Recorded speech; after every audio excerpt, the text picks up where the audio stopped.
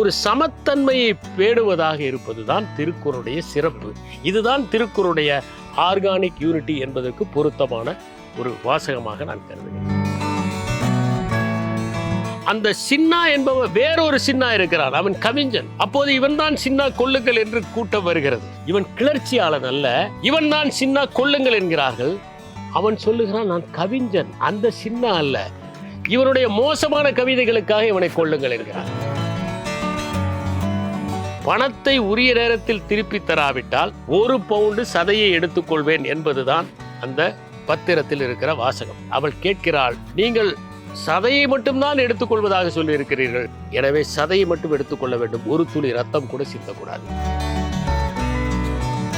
வள்ளுவரை நல்ல கவிஞராகவும் நம்ம கொண்டாடுறோம். காதலையும் கண்களையும் பற்றி அவர் எழுதியிருக்காரு. திருவள்ளுவரை பொறுத்தவரை கண்கள் மிகவும் முக்கியம் என்று ஏன் சொல்லுகிறார் என்றால், ஒருவரை நீங்கள் 3 நொடிகளுக்கு மேல் அவரையே பார்த்து கொண்டிருந்தால் உங்களுக்கு அவர் மீது ஆர்வம் என்று பொருள். இந்த உடையை போட்டுக்கொண்டு நீ ஏமாற்றுவது மிகப்பெரிய பாவம் அல்லவா, இதை போய் செய்து விட்டாயே என்று சொல்லி தன்னுடைய ராஜ உடையை கொடுத்து விட்டு அந்த துறவாடையை வாங்கி கொண்டார். ராஜ உடை போன்று பிடிக்கலாமா? ராஜ உடை போட்டால் அவன் பிடிக்க மாட்டான், ஏனென்றால் அவன் போய் விடுவான். இவ்வளவு நல்ல உடை வந்து விட்டதே, இதற்கு மேல் இதை விற்று பணமாக்கலாம் என்று செல்வாரே தவிர. சார் தலைமைச் செயலாளர் இருக்கும்போதெல்லாம் நான் ஒரு இடைநிலை அலுவலர்னால சார்ட்ட பழகினதில்லை, பேசினதில்லை. அந்த எப்பவுமே ஒரு டிஸ்டன்ஸ்ல கீப் பண்ணுவோம். அது வள்ளுவர் அந்த காலத்திலேயே சொல்லியிருக்காரு. இது மற்றவங்களுக்கு மட்டும் இல்லை, நெருங்கிய நண்பர்களுக்கு கூட சொல்றாரு, பழைய நண்பர்களுக்கு. அதை பத்தி சார் எப்படி சார் நினைக்கிறீங்க? அது திருவள்ளுவர் இரண்டு செய்திகளை குறிப்பிடுகிறார். ஒன்று நம்மோடு பழகியவர்கள், படித்தவர்கள் இன்று உயர்ந்த நிலையில் இருக்கிறார்கள். உயர்ந்த நிலையில் இருக்கிறார்கள் என்றால் தொடர்ந்து அவர்களோடு நாம் பழகியவர்கள் அல்லர். இடையிலே அந்த தொடர்பு விட்டு போகிறது. விட்டு போன பிறகு 20 ஆண்டுகளுக்கு பிறகு, 30 ஆண்டுகளுக்கு பிறகு அவர்களை சந்திக்கின்றோம். அப்போது நாம் ஏற்கனவே நமக்கு பழக்கமானவர்கள் என்கின்ற காரணத்தினால் அவர்களிடம் சென்று மற்றவர் முன்பு மரியாதை குறைவாகவோ அல்லது பழைய தோழமையை காட்டுகின்ற வகையிலோ அல்லது உன்னை எனக்கு ஏற்கனவே தெரியும் என்கின்ற முறையிலோ பழகுவது நல்ல செயல் அல்ல, பண்பற்ற செயல் என்று கூறுகிறாங்க. பழையம் என கருதி பண்பல்ல செய்யும் கெழுதகமை கேடு தரும். ஏனென்றால் இதை எல்லோரும் விரும்ப மாட்டார்கள். உயரத்திலே இருக்கிற மனிதர்கள் எல்லோரும் தங்களை மரியாதையாக அழைக்கிற போது அவர்கள் முன்னால் ஒருவர் தன்னுடைய பழைய நட்பை அனுகூலமாக எடுத்துக்கொண்டு அவ்வாறு பேசுவது தவறு என்பதை குறிப்பிடுகிறார். இதை ஷேக்ஸ்பியருடைய ஒரு நாடகத்தில் நாம் காண முடிகிறது. 5ஆம் ஹென்றி என்கிற அந்த நாடகம்.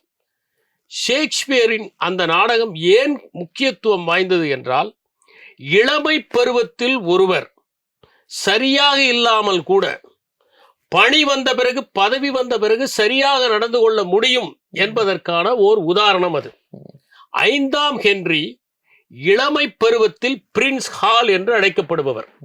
அவர் ஃபால்ஸ்டாஃப் என்பவரோடு சேர்ந்து எல்லா விதமான அட்டகாசங்களையும் செய்தவர். இளவரசன் என்று சொல்வதற்கான தகுதியே இல்லாமல் இருந்தவர். 4ஆம் ஹென்றிக்கு இப்படி ஒரு மகன் எவ்வளவு பெரிய தலைவலியாக இருப்பானோ என்று சிந்திக்கின்ற வகையில் நடந்தவர். அப்படிப்பட்டவர் அரச பதவியை அடைகிறார். அவர் அரச பதவியை அடைந்ததும் நடந்து கொள்வது மிகுந்த முதிர்ச்சிக்குட்பட்டதாக இருக்கிறது. அவர் தெளிவாகவும் குறிக்கோளோடும் தன்னுடைய ஆட்சியை நடத்துகிறார். அவருடைய காலத்தில் தான் பிரெஞ்சு படையோடு ஒரு போர் நடக்கிறது. அந்த போரில் குறைவான இங்கிலாந்து சிப்பாய்கள் தான் இருக்கிறார்கள். தோற்று விடுவோமோ என்று பயப்படுகிறார்கள். பிரெஞ்சு நாட்டினுடைய சிப்பாய்கள் அதிக எண்ணிக்கையில் இருக்கிறார்கள். அவர்கள் இங்கிலாந்து சிப்பாய்களை பார்த்து, நாங்கள் வெற்றி பெற்ற பிறகு வில்லை இயக்குகிற இந்த 2 வீரர்களையும் வெட்டி விடுவோம் என்று சொல்கிறார்கள் என்று ஒரு கருத்து. இது உண்மையா என்று தெரியவில்லை. ஆனால் டெஸ்மண்ட் மாரிஸ் இப்படி வாய்மொழியாக ஒரு கதை இருக்கிறது என்று குறிப்பிடுகிறார். அவ்வளவு பிரெஞ்சு சிப்பாய்கள் இருக்கிறார்கள். ஆனால் ஹென்றி 5ஆம் ஹென்றி ஓர் அற்புதமான ஊக்க உரையை நிகழ்த்துகிறார். நாம் எல்லாம் பாரம்பரியம் மிக்க இங்கிலாந்தை சார்ந்தவர்கள். ஒன்றும் பாரம்பரியம் கிடையாது. ஆனால் அவர் உரையை எவ்வாறு நிகழ்த்துகிறார்? ஏன் பாரம்பரியம் கிடையாது என்று சொன்னேன் என்றால், பிரெஞ்சு நாட்டிடம் ஒரு காலத்தில் அடிமையாக இருந்தவர்கள் தான் ஆங்கிலேயர்கள். பிரெஞ்சு நாடுதான் பல வகைகளில் நாகரிகத்தை ஆங்கிலேயர்களுக்கு கற்றுத்தந்தது. அதனால்தான் ஆடு, மாடு, மான், பன்றி போன்றவற்றிற்கு கோட், ஷீப், காஃப், கவ், பிக் போன்ற பெயர்கள் எல்லாம் ஆங்கில பெயர்கள். அவற்றின் மாமிசமான போர்க், மட்டன், பீஃப், வீல், வெனிசன் இவையெல்லாம் பிரெஞ்சு பெயர்கள். ஏனென்றால் இவற்றை மேய்த்தவர்கள் ஆங்கிலேயர்கள், மாமிசத்தை சாப்பிட்டவர்கள் எஜமானர்களாகி இருந்த பிரெஞ்சுக்காரர்கள். அதனால் பிரெஞ்சுக்குத்தான் அதிக பாரம்பரியம் உண்டு. ஆனால் 5ஆம் ஹென்றி மன்னர் அங்கே நின்று கொண்டு தன்னுடைய சிப்பாய்களை எல்லாம் உற்சாகப்படுத்துகிறார். உற்சாகப்படுத்தியதனாலும் அங்கே போர் நடக்கிற இடத்தை சரியாக தேர்வு செய்ததாலும் அது ஆங்கில படைக்கு சாதகமாக இருக்கிறது. இங்கேதான் இடனறிதல் வருகிறது. சரியான இடத்தை தேர்வு செய்வது முக்கியம் என்பதை ஹானிபாலுடைய சரித்திரத்திலும் நாம் படிக்கிறோம். அலெக்சாண்டருடைய வெற்றி கூட அந்த சரியான இடத்தை தேர்ந்தெடுத்ததால் தான் ஏற்படுகிறது. அவர் பின்பக்கமாக சுற்றி வளைத்து கொண்டு வந்து ஜீலம் நதி முழுவதுமாக வெள்ளம் புரண்டோடுகிற போது எதிர்பாராத நேரத்தில் போரசை தாக்கியதால் தான் வெற்றி பெற்றார். எனவே சரியான நிலப்பகுதியை தேர்ந்தெடுத்து 5ஆம் ஹென்றியினுடைய சிப்பாய்கள் வெற்றி பெறுகிறார்கள். வெற்றி பெற்ற பிறகு அவர்கள் பிரெஞ்சு சிப்பாய்களை பார்த்து, எங்கள் 2 விரல்களும் இருக்கின்றன, நீங்கள் இதை அறுக்கவில்லை என்று காட்டுகிறார்கள். அப்படித்தான் விக்டரி என்பதற்கு இந்த குறியீடு வந்தது என்று டெஸ்மண்ட் மாரிஸ் குறிப்பிடுகிறார். ஆனால் இது உண்மையா என்று தெரியாது. ஆனால் சுவை உள்ளது, சுவாரஸ்யம் உள்ளது. அந்த 5ஆம் ஹென்றி மன்னர் அடைந்த அந்த வெற்றி மகத்துவமான ஒரு வெற்றி. அவர் தன்னுடைய ஆட்சி காலத்தில் தான் இங்கிலாந்தில் பல சீர்திருத்தங்களை செய்கிறார். அப்படிப்பட்ட 5ஆம் ஹென்றி விளையாட்டு பிள்ளையாக இருந்தவர். அவர் விளையாட்டு பிள்ளையாக இருந்தபோது அவரோடு நட்பாக இருந்த ஃபால்ஸ்டாஃப் என்பவன் வருகிறான். அவன் நீதிமன்றத்தில் அனைவரும் இருக்கிற போது அரசவையில் 5ஆம் ஹென்றியை பார்த்து பழைய நட்பை கொண்டாடுகின்ற விதத்தில் பேசுகிறான். அப்போது 5ஆம் ஹென்றி சொல்கிறார், I know not the old man என்று குறிப்பிடுகிறார். எனக்கு உன்னை தெரியாது என்று சொல்லுகிறார். பழையம் எனக்கருதி பண்பல்ல செய்யும், கெழுதகமை கேடு தந்து விட்டது. இப்போது அவர் மன்னர், காலம் மாறிவிட்டது. அதனால்தான் ஹிராக்ரட்டிஸ் சொல்லுகிறார், you cannot step into the same river twice. ஒவ்வொரு மனிதனும் ஒரு நதியாக இருக்கிறான். நேற்று இருந்ததை போல இன்று இல்லை. நேற்று அது பாலையாக இருக்கலாம், இன்று பாய்ந்தோடும் நதியாக இருக்கலாம். நேற்று வெள்ளம் வந்திருக்கலாம், இன்று மணல் பரவி கிடக்கின்ற பூமியாக இருக்கலாம். எனவே ஒரு நதி எப்படி மாறிக்கொண்டே இருக்கிறதோ அதை போல மனிதன் மாறிக்கொண்டிருக்கிறான். பழைய அடையாளங்களை சொல்லி ஒருவரிடம் சென்று அதே முறையிலே தோழமை பாராட்டுவது சரியல்ல என்று சொல்கிறார். சரி, அப்படியே ஒருவர் வந்து உங்களிடம் பழைய நட்பின் காரணமாக சற்று அத்துமீறி நடந்தால் நீங்கள் என்ன செய்ய வேண்டும்? எல்லோர் முன்பும் அவர்களை அசிங்கப்படுத்தக்கூடாது. தனியாக அவர்களை அழைத்து சென்று நாம் சொல்லலாம். ஆனால் அனைவர் முன்பும் அந்த பழைய பாசத்தில் ஒருவர் ஓடி வந்து உங்களிடம் நட்பு பாராட்டுகிற போது அவர்களை நீங்கள் கண்ணியமாக நடத்த வேண்டும். அதையும் அவர் சொல்லுகிறார். பழம் எனப்படுவது யாதெனின் யாதும் கிழமை கீழ்ந்திரா நட்பு.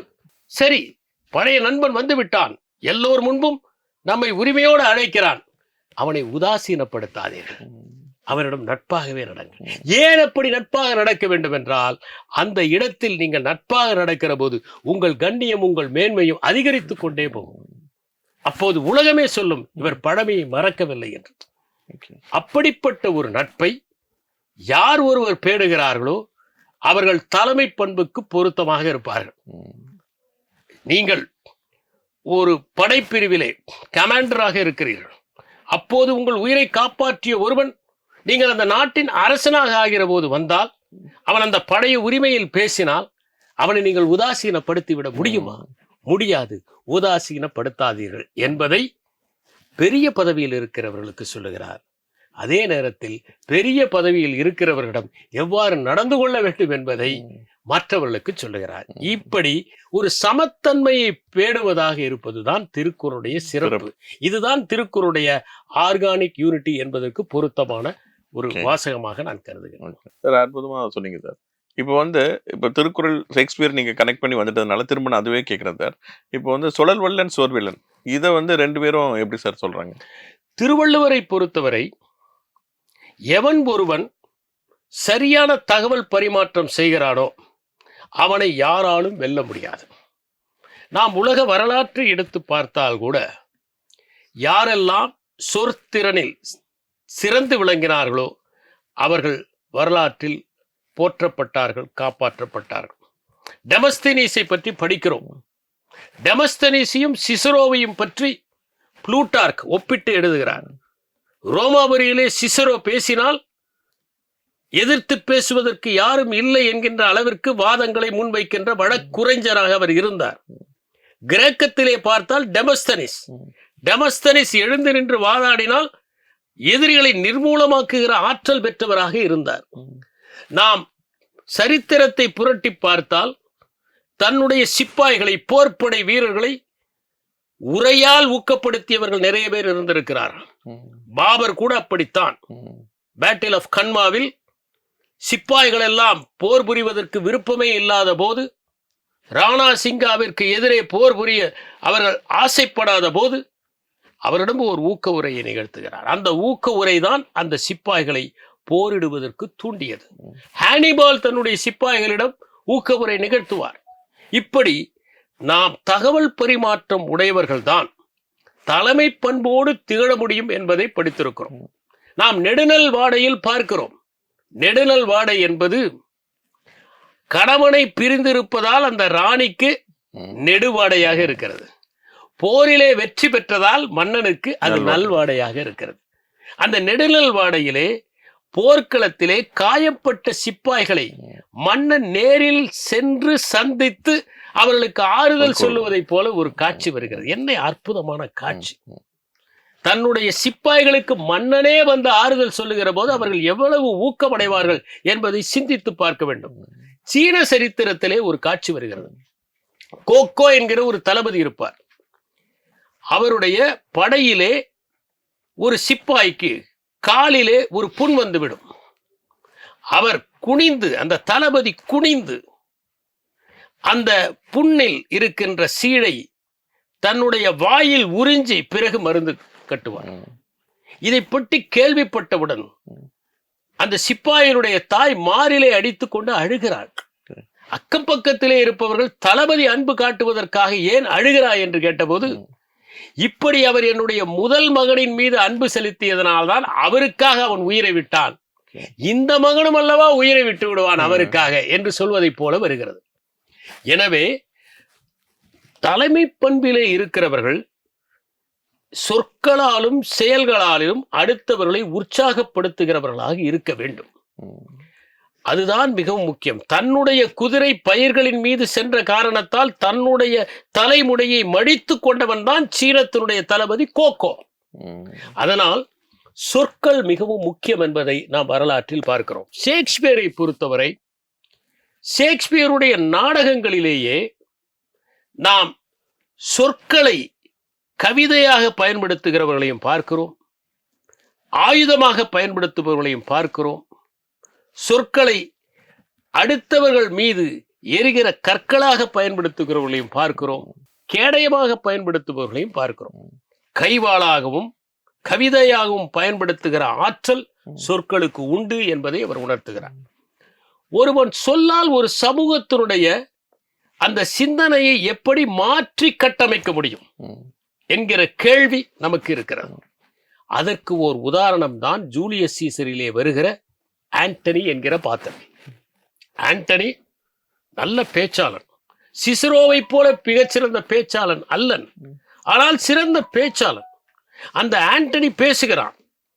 ஆண்டனியும் புரூட்டஸும் மக்கள் முன்பு சென்று பேசுகிறார்கள். அப்போதே கசியஸ் சொல்கிறான். கசியஸ் தந்திரவாதி. அவன் சொல்லுகிறான், கசியஸை பற்றி ஜூலியஸ் சீசர் சொல்லுகிறார், அவன் நிறைய படிப்பான், மனிதர்களை எல்லாம் உற்று நோக்குவான், அவனுக்கு இசை பிடிக்காது, அவனை நம்ப முடியாது. இதுதான் கசியஸ் பற்றி ஷேக்ஸ்பியர் சீசர் மூலமாக சொல்கின்ற வாக்கு மூலம். எவன் ஒருவன் இசையை ரசிக்கவில்லையோ அவனை நம்ப முடியாது என்பதுதான்.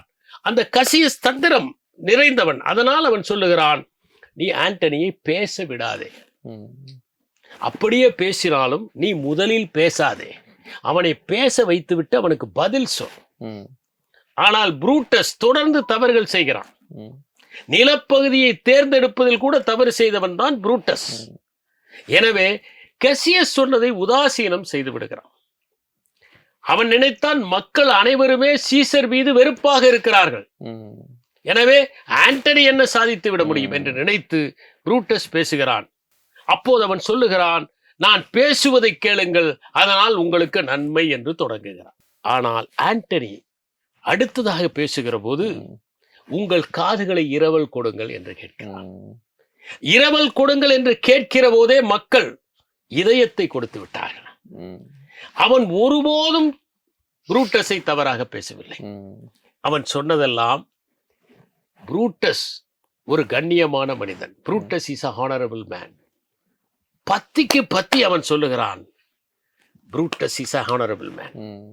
எந்த இடத்திலும், எப்படி ஆபிரகாம் லிங்கன் கெட்டிஸ்பர்க் உரையிலே சிவில் வாரை பற்றி பேசவில்லையோ, அடிமைத்தனத்தை பற்றி பேசவில்லையோ, அதை போல கெட்டிஸ்பர்க் ஸ்பீச்சினுடைய சிறப்பே அதுதானே.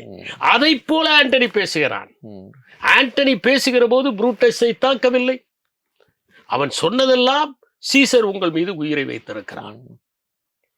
கடைசியாக அவன் சொன்னது, இந்த புரூட்டஸ் மீது எவ்வளவு அன்பு வைத்திருந்தான். ஏன் என்றால், புரூட்டஸ் என்கின்ற அவனை சீசருடைய இல்லெஜிட்டிமேட் சன் என்று சொல்லக்கூடிய வகையிலே ஒரு புரளி அங்கே பரவியது ரோமாபு. அதனால்தான் அவனுக்கு பிரேட்டர் என்று, இன்று மேயர் என்று சொல்லப்படுகிற பதவியை சீசர் கொடுத்தார். தனக்கு கொடுக்கவில்லை என்பதுதான் கசியஸினுடைய அந்த ஆதங்கம். அதனால்தான் அவன் சீசருக்கு எதிராக கிளர்ச்சி செய்ய புரூட்டஸை அழைப்பதற்கு காரணம், புரூட்டஸ் இருந்தால் அவர்கள் கொலை செய்தால் அதற்கு நம்பகத்தன்மை ஏற்படும் என்பதுதான். சில நேரங்களில் நல்லவர்களை நாம் சேர்த்துக் கொள்வது, அப்படி சேர்த்துக் கொள்கிறான். எனவே புரூட்டஸை பற்றி உயர்வாக சொல்லிவிட்டு சீசரின் மீது விழுந்த குத்துகளிலேயே மிகவும் மோசமான இரக்கமில்லாத குத்து இதுதான். அந்த இடத்தில் தான் 2 சூப்பர்லேட்டிவ்ஸை ஷேக்ஸ்பியர் பயன்படுத்துகிறார். த மோஸ்ட் அன்கைண்ட்லியஸ்ட் கட் என்று குறிப்பிடுகிறார். ஆகவே மக்கள் கொதித்து எழுகிறார்கள். கொதித்து எழுந்தவுடன் அந்த கிளர்ச்சியாளர்கள் இருக்கிறார்களே, அவர்களை தாக்குவதற்காக செல்கிறார்கள். அதிலே ஒன்று என்னவென்றால், சின்னா என்பவன் கிளர்ச்சி செய்கிறான். அந்த சின்னா என்பவன் வேறொரு சின்னா இருக்கிறான், அவன் கவிஞன். அப்போது இவன் தான் சின்னா கொள்ளுங்கள் என்று கூட்டம் வருகிறது. மாப் என்று சொல்வதற்கு ஒரு வரலாறு இருக்கிறது. மாப் என்று சொன்னால் மொபைல் வல்கஸ் என்று பெயர். வல்கஸ் என்றால் பொதுவான, காமன் என்று பெயர். மொபைல் வல்கஸ் என்றால் மக்கள் கூட்டமாக நகர்ந்து போகிற போது அவர்கள் நாகரிகத்தை இழந்து விடுவார்கள், தரிகட்டு போய்விடுவார்கள் என்பதுதான் மொபைல் வல்கஸ். மொபைல் வல்கஸில் இருந்துதான் மாப் வருகிறது. எனவே அந்த கூட்டம் திரண்டு போகிறது. எதிரே சின்னா என்பவன் வருகிறான். இவன் கிளர்ச்சியாளன் அல்ல, இவன் தான் சின்னா கொல்லுங்கள் என்கிறார்கள். அவன் சொல்லுகிறான், நான் கவிஞன், அந்த சின்னா அல்ல, இவனுடைய மோசமான கவிதைகளுக்காக இவனை கொல்லுங்கள் என்கிறார். மக்கள் ஒருவரை கொல்ல முடிவு செய்து விட்டால் ஏதாவது ஒரு காரணத்தை கண்டுபிடித்து விடுவார்கள் என்பதற்கு இது சான்று.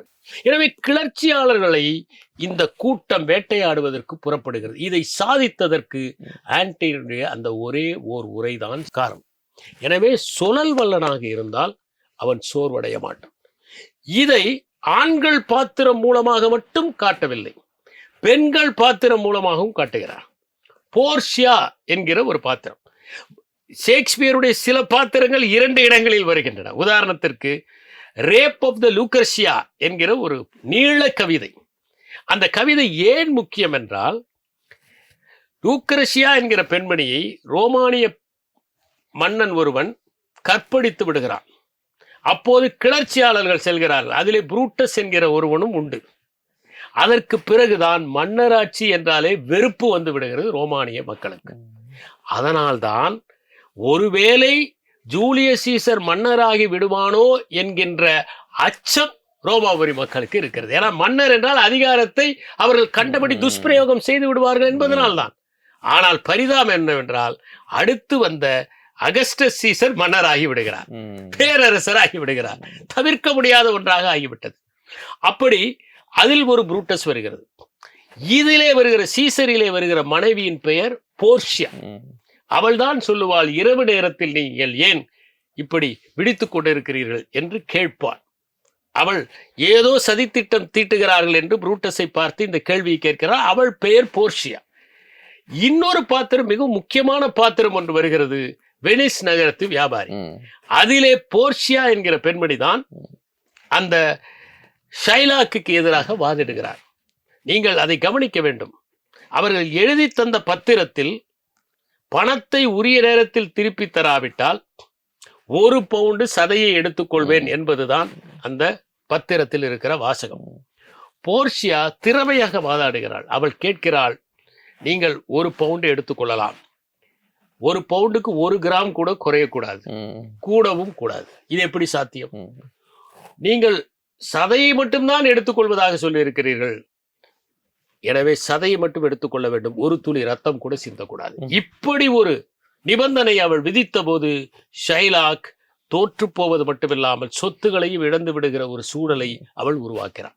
இப்படி பல இடங்களில் பல பாத்திரங்கள் மிக சாதுரியமாக பேசுவதைப் போல ஷேக்ஸ்பியர் படைத்திருக்கிறார். அவருடைய வெற்றியை அந்த பாத்திரங்களின் மூலமாக காட்டுகிறார். எனவே சுழல்வல்லன் சோர்விலான் என்பதற்கு 2 பாத்திரங்களை உதாரணமாக காட்ட முடியும். ஒன்று ஆண்டனி, இன்னொன்று போர்ஷியா. அருமையா சொன்னீங்க சார். இப்ப இதை சொல்லிட்டு வரும்போதே ஒண்ணு சொன்னீங்க, சின்னாங்கிற ஒரு கவிஞனை வந்து மோசமான கவிதைக்காக கொள்ளுங்க அப்படின்னு சொல்லிட்டு. வள்ளுவரை வந்து நல்ல கவிஞராகவும் நம்ம கொண்டாடுறோம். அதுக்கு ரொம்ப முக்கியமான காரணம் அவருடைய இன்பத்து பாடலில் இருக்க சில நல்ல கவிதைகள். குறிப்பா வந்து காதலையும் கண்களையும் பற்றி அவர் எழுதியிருக்காரு. அந்த இதை பத்தி நீங்க ரசிச்ச விஷயங்கள் சொல்லுங்க சார். திருவள்ளுவரை பொறுத்தவரை அவர் சொற்களற்ற மொழி, நான் வெர்பல் கம்யூனிகேஷன் என்று சொல்லுகிறோமே, அந்த சொற்களற்ற மொழியை மிக நுட்பமாக புரிந்து கொண்டவர். நம்முடைய மொழியில் தகவல் பரிமாற்றத்தில் 93% நாம் சொற்களற்ற மொழியைத்தான் பயன்படுத்துகிறோம். நான் வெர்பல் கம்யூனிகேஷன். 7% தான் நாம் சொற்களின் மூலம் பேசுகிறோம். எனவே சொற்களற்ற மொழி மிகவும் முக்கியம்.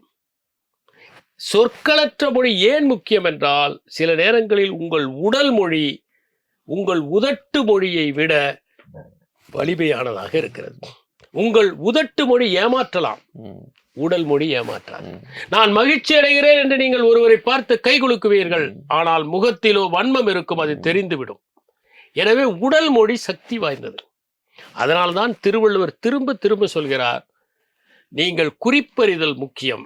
2 குறிப்பறிதல் இருக்கிறது. ஒன்று மன்னனுக்கு, இன்னொன்று காதலர்களுக்கு. மன்னனுக்கு எது முக்கியம் என்றால், அவன் வருகிறவர்கள் நியாயமானவர்களா. உதாரணமாக ஒரு வியாபாரிக்கு கூட அது மிகவும் முக்கியம். நாம் பேரம் பேசிக் கொண்டிருக்கிற போது, வர்த்தகம் பேசிக் கொண்டிருக்கிற போது அவர்கள் இருக்கையின் நுனிக்கு வருகிறார்கள் என்றால் அவர்களுக்கு இதில் விருப்பம் இருக்கிறது என்று பொருள். அவர்கள் கண்களில் இருக்கக்கூடிய கருவிழி, பியூப்பிள்ஸ், அது டைலேட் ஆனால், விரிந்தால் அவர்களுக்கு இதிலே விருப்பம் இருக்கிறது என்று பொருள். நம்முடைய விளம்பரங்களில் என்ன செய்வார்கள் என்றால், ஒரு பொருளை பார்க்கிற போது அந்த பொருளை பார்க்கிற பெண்ணின் கண்களுக்கு ஒரு மருந்தை போட்டு விடுவார்கள். அந்த கருவிழிகள் அதனால் விரிவடைந்து விடும். அதை பார்த்தவுடன், கருவிழிகள் விரிவடைவதை பார்த்தவுடன் நமக்கு அந்த பொருள் சிறந்ததாக இருக்கிறது என்கிற எண்ணம் ஏற்படும். இதை திருவள்ளுவர் அறிந்ததனால்தான் காமத்துப்பாலில் ஒன்றை வைத்தார். அதை அவர் பொருட்பாலிலும் வைத்தார். பொருட்பாலை பொறுத்தவரை குறிப்புணர்வாரை உறுப்பினர் எது வேண்டுமானாலும் கொடுத்து கொள்ளலாம் என்று கூறியிருக்கிறார். எவன் உங்கள் பக்கத்திலே இருக்கிறவன் வருகிற மனிதர்களுடைய முகபாவங்களை பார்த்து, இவர்கள் இப்படிப்பட்டவர்கள், இவர்கள் நம்ப தகுந்தவர்கள். இதிலே ஒன்றை நான் சொல்ல விரும்புகிறேன். இந்த குறிப்புணர்பவர்கள் ஆண்களை விட பெண்கள் சிறந்தவர்கள். அவர்கள் ஒருவரை பார்த்த உடனே நம்பிக்கைக்கு உரியவரா இல்லையா என்பதை எளிதிலே கண்டுபிடிக்கின்ற ஆற்றல் உடையவர்களாக இருக்கிறார். அதனால் பொருட்பாலை பொறுத்தவரை அவர் சொல்வது இந்த உடல் மொழியை நீங்கள் கவனியுங்கள். இதைத்தான் ஷேக்ஸ்பியர் தன்னுடைய மேக்பத்திலே சொல்லுகிறார். டங்கன் என்பவன் சொல்லுகிறான், ஒருவருடைய முகத்தை வைத்து நாம் எதையும் சொல்ல முடியாது. ஏன் சொல்ல முடியாது? முகம் கூட நடிக்கலாம். அப்படித்தான் மேக்பத்தை பார்த்து டங்கன் ஏமாந்து போய் அவனுடைய கோட்டைக்கே சென்று பலியாகிறான். இது ஒரு முக்கியமான கோட்பாடு. இப்போது நீங்கள் கண்கள் ஏன் காமத்துப்பாலில் முக்கியம், இன்பத்துப்பாலில் முக்கியம் என்பதை நீங்கள் பார்க்க வேண்டும். ஒருவரை ஒருவர் நேசிக்கிறார்களா இல்லையா என்பதை கண்கள் காட்டி கொடுத்து விடும். நம்முடைய கண்கள் மிகவும் வலிமையானவை. திருவள்ளுவர் பல இடங்களில் பார்வையை பற்றி சொல்கிறார். கண்களுக்கு காமத்தில் பெரும்பங்கு இருக்கிறது என்று கூறுகிறார். செம்பாகம் என்று குறிப்பிடுகிறார்.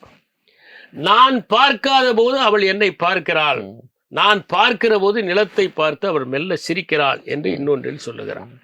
இவையெல்லாம் திரைப்பட பாடல்களாக கூட வந்திருக்கின்றன. உன்னை நான் பார்க்கும் போது மண்ணை நீ பார்க்கிறாயே, விண்ணை நான் பார்க்கும் போது என்னை நீ பார்க்கிறாயோ, நான் பெண் பார்த்தேன் அவள் மண் பார்த்தாள் என்றெல்லாம் வந்திருக்கின்றன.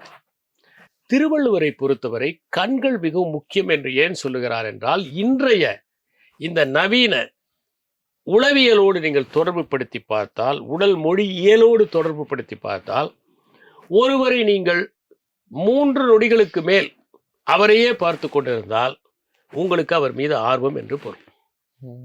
இதைத்தான் நாம் விழிகளில் முக்கியத்துவம் என்பதை பார்த்து சொல்லுகிறோம். ஒருவர் நம்மை பார்க்கிற போது நாமும் பார்த்தால் அவர்கள் நம்மை பார்க்காதது போல முகத்தை திருப்பிக் கொள்வதும், பிறகு நாம் அவர்களை பார்க்காத போது நம்மை பார்ப்பதும் அவர்களுக்கு நம் மீது ஈடுபாடு இருக்கிறது என்கின்ற பொருளை தருகிறது. எனவே எவ்வளவு நேரம் பார்க்கிறோம் என்பது ஒரு முக்கியம். அதிலும் பார்வை என்று வருகிற போது ஒருவரை எப்படி பார்க்கிறோம் என்பது முக்கியம். 3 விதமான பார்வைகள் இருக்கின்றன. இந்த இதுவரை பார்க்கிற ஒரு பார்வை இருக்கிறது. இதுவரை பார்க்கிற போது அது பொதுவான ஒரு பார்வை. இதுவரை பார்க்கிற போது அது இன்னும் கொஞ்சம் நெருக்கமான பார்வை. ஆனால் இதுவரை பார்க்கிற ஒரு பார்வை இருக்கிறது ஒருவரை, அந்த பார்வை அதிகம் பார்த்தால் அதை மக்கள் விரும்ப மாட்டார்கள். அது தவிர்க்க வேண்டிய ஒரு பார்வை. 2 பேர் ஒருவரை ஒருவர் தொடர்ந்து பார்த்து கொண்டே இருந்தால் அவர்கள் இருவருக்கும் ஈடுபாடு என்கின்ற பொருள். அதைத்தான் திருவள்ளுவர் குறிப்பிடுகிறார். எனவே கண்கள் என்பவை மிக முக்கியமான பங்கை வகிக்கின்றன. இதை வரலாற்று பூர்வமாகவும் நாம் பார்க்கலாம். ஒரு காலத்திலே பொதுமகளிர் பெலோடானா என்கின்ற மருந்தை விடிகளில் விட்டு கொண்டு வீதிகளில் நிற்பார்கள் என்று நாம் படிக்கிறோம். காரணம், அந்த விரிவடைந்த கருவிடிகள் தான் அடுத்தவரை வசீகரிக்கும் என்கின்ற எண்ணத்தால் அப்படி செய்தார்கள் என்று நாம் படிக்கிறோம். எனவே கண்களின் முக்கியத்துவத்தை குறிப்பறிதலிலும் அவர் கூறுகிறார். அது காமத்துப்பாலிலே இடம்பெற்றிருக்கிறது. ஒருவருக்கு நம் மீது விருப்பமா இல்லையா என்பதை அவர்கள் நம்மை பார்த்து கொண்டிருக்கிறார்களா, எப்படி பார்க்கிறார்கள், அவர்கள் கருவிடிகள் விரிகின்றனவா என்பவற்றையெல்லாம் வைத்து நாம் கண்டுபிடித்துக் கொள்ளலாம். விருப்பம் இல்லாதவரிடம் நாம் வியாபாரமும் பேச வேண்டியதில்லை, வாழ்க்கையை பற்றியும் பேச வேண்டியதில்லை. சார், இப்போ உங்களுடைய பேட்டியில நான் பார்க்கும்போது நிறைய உலக விஷயங்கள் சொல்றீங்க. நீங்க பறந்து விட்டு படிச்சிருக்கீங்க. உலகத்தை வள்ளுவர் நிறைய சொல்லியிருக்காரு. ஆனா ஒரு இடத்துல என்கிட்ட வள்ளுவர்கிட்ட வந்து புரட்சி மனப்பான்மைக்கு எதிராக இருக்காரோ அப்படின்னு அடிக்கடி சொல்றது வந்து உலகத்தோடு ஒட்ட ஒழுகல் அப்படின்னு சொல்றாரு. ரோம்ல இருக்கும்போது ரோமானினாரு அப்படிங்கிற மாதிரி சிந்தனையாது. உலகத்தோடு ஒட்ட வாடல் என்றால் எது உலகம்? வையத் தலைமைகள் என்றால் எது வையம்? வையம் என்பது பூகோள பரப்பு அல்ல. பூகோள பரப்பு என்பது நாம நிர்ணயித்துக் கொண்டது. ஆனால் ஒவ்வொரு மனிதனும் அவனுக்குரிய உலகத்தில் வாழ்கிறான். எனக்கான உலகம் என்பது என்னுடைய அலுவலகம். நான் பணியாற்றுகிற போது என்னுடைய அலுவலகம். நான் இல்லத்திற்கு சென்றவுடன் என்னுடைய சுற்றத்தாரோடு சேர்ந்த அந்த உலகம். நான் சமூகத்தில் ஊடாடுகிற போது சமூகம் என்னுடைய உலகம். ஒவ்வொரு மனிதனும் ஒரே உலகத்தில் இல்லை, பல உலகங்களில் இருக்கிறான். நீங்கள் இந்த ஊரை விட்டு வேறொரு ஊருக்கு போனீர்கள் என்றால் உங்களுடைய சமூகம் மாறி போகிறது. நீங்கள் அமெரிக்காவுக்கு சென்று விட்டீர்கள் என்றால் அதற்கு பிறகு இந்த ஊருக்கும் உங்களுக்கும் தொடர்பில்லாமல் போய்விடுகிறது. நீங்கள் எப்படி அங்கே நடந்து கொள்கிறீர்கள் என்பது இங்கே இருப்பவர்களுக்கு அக்கறை இல்லாமல் போய்விடுகிறது. இன்னும் சொல்ல போனால் தெரிந்தவர்கள் மத்தியில் பலர் தவறு செய்யாமல் வேறொரு இடத்திற்கு சென்று தவறு செய்கிறார்கள். ஏனென்றால் அவர்கள் சமூகம் அதை அங்கீகரிக்காது. ஆனால் அந்த சமூகத்திலிருந்து வேறொரு இடத்திற்கு சென்று விடுகிறார்கள். உலகம் என்று சொல்லுகிற போது வள்ளுவர் சொல்வது நம்முடைய தர உலகத்தை. ஒவ்வொரு மனிதனும் ஒரு தர உலகத்தை நிர்ணயிக்கிறான்.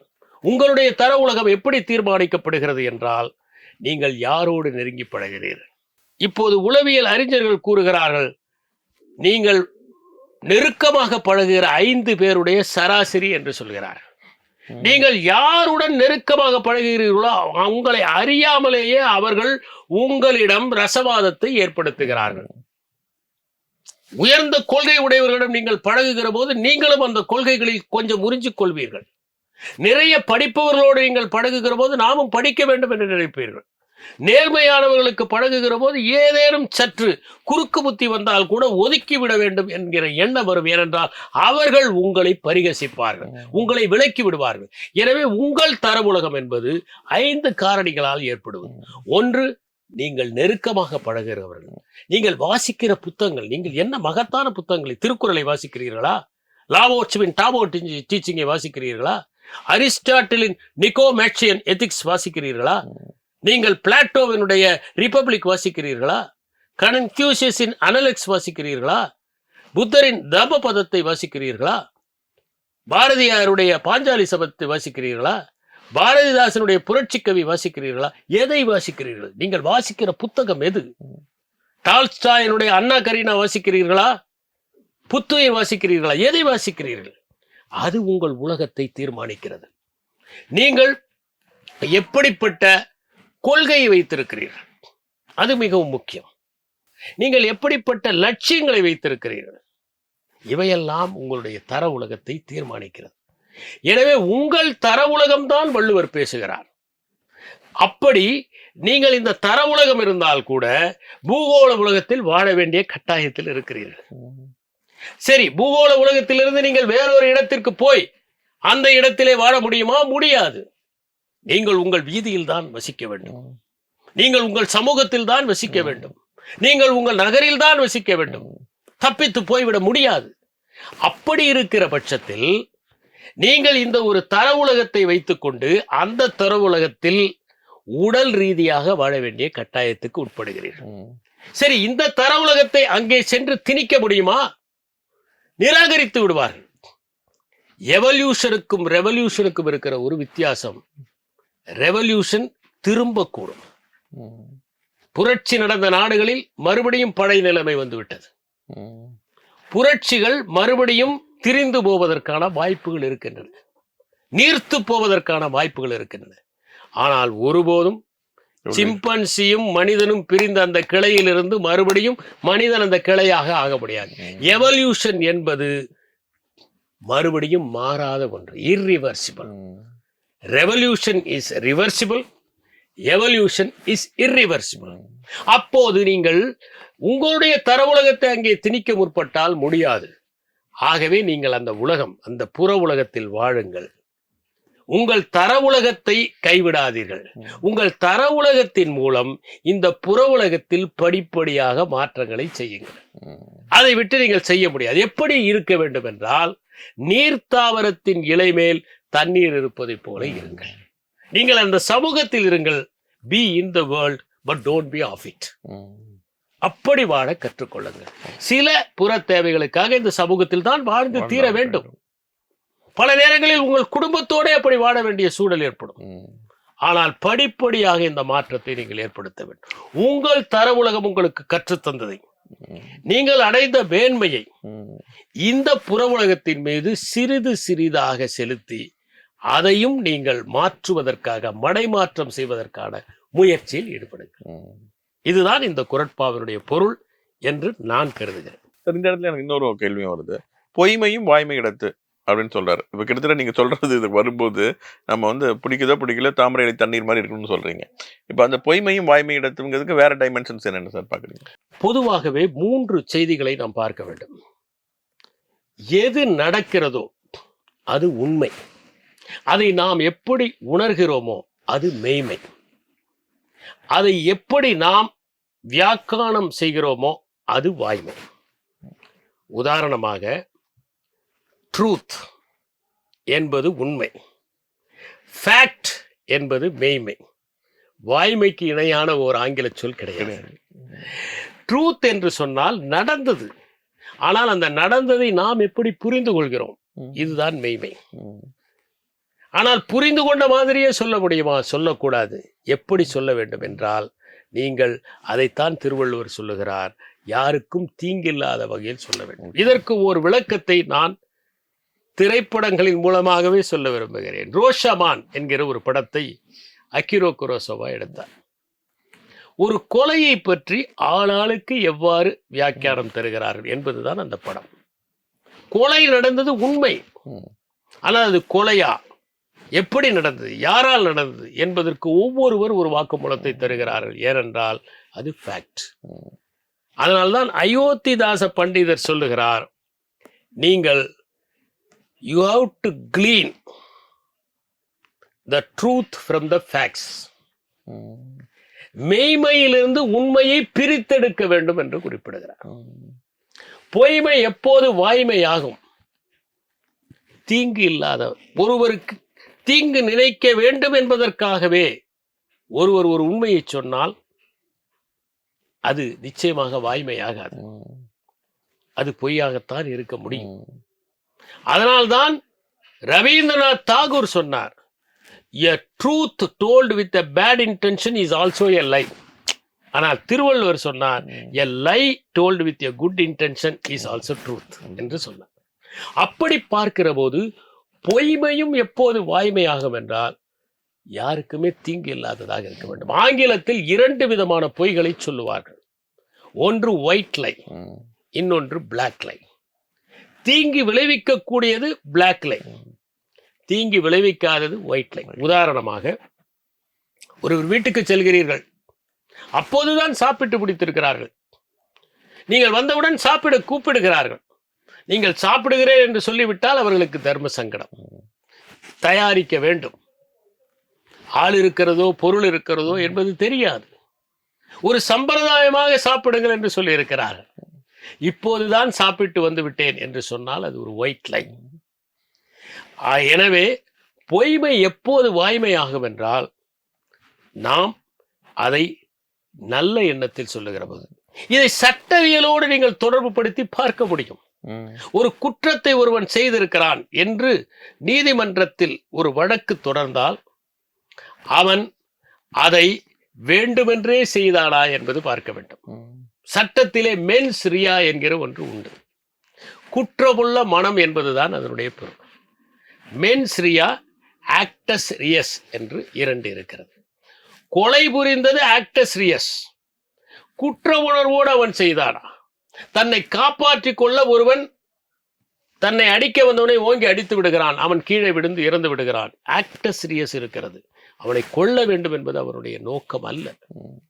மென்ஸ் ரியா இல்லை. ஒரு குற்றவாளியா இல்லையா என்பதை எப்போது நாம் தீர்மானிக்கிறோம் என்றால் மென்ஸ் ரியா இருக்கிறதா என்பதன் மூலமாகத்தான் தீர்மானிக்கிறோம். எனவே இந்த இடத்திலும் நாம் பார்க்கிறது அவனுக்கு குற்ற உணர்வு இருக்கிறதா என்பதை பார்க்கிறோம். அதனால்தான் திருவள்ளுவர் கூறுகிற போது உள்ளத்தால் உள்ளதும் தீதே என்கிறார். குற்ற மனத்தை பற்றித்தான் அவர் சொல்லுகிறார், உள்ளத்தில் உள்ளதும் தீதா என்று. எனவே பொய்மை என்பது வாய்மையாக மாறுவதற்கான வாய்ப்பு நம் எண்ணத்தில் இருக்கிறது, குற்ற உணர்வால் சொல்லப்படுவது அல்ல.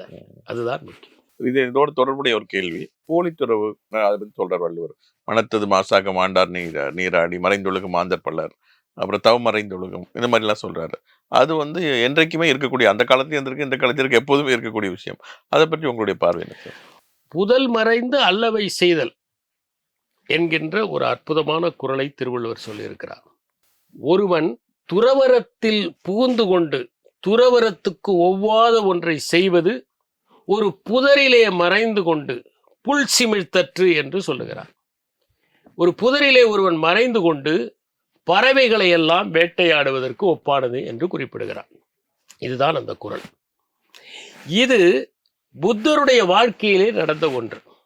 ஓல்டு பாத் ஒயிட் கிளவுட்ஸ் என்கிற ஒரு புத்தகத்தை திச் நாட் ஹான் என்கிற வியட்நாமிய துறவி எழுதியிருக்கிறார்.